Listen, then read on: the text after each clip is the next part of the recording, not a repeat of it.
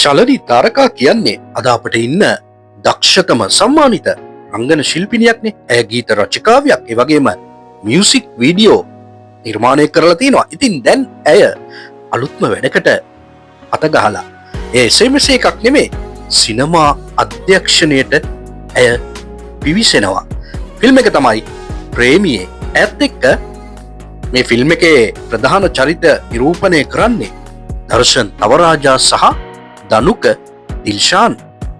ශලනි තාරකා කියන්නේ අද අපට ඉන්න දක්ෂතම සම්මානිත රංගන ශිල්පිනියක්නේ. ඇය ගීත රචකාවියක්, ඒ වගේම මියුසික් වීඩියෝ නිර්මාණය කරලා තියෙනවා. ඉතින් දැන් ඇය අලුත්ම වැඩකට අත ගහලා ඒ එසේම එකක් නෙමේ, සිනමා අධ්‍යක්ෂණයට ඇය පිවිසෙනවා. ෆිල්ම් එක තමයි ප්‍රේමියේ. ඇත් එක්ක මේ ෆිල්ම් එකේ ප්‍රධාන චරිත නිරූපණය කරන්නේ දර්ශන් තවරාජා සහ දනුක දිල්ෂාන්.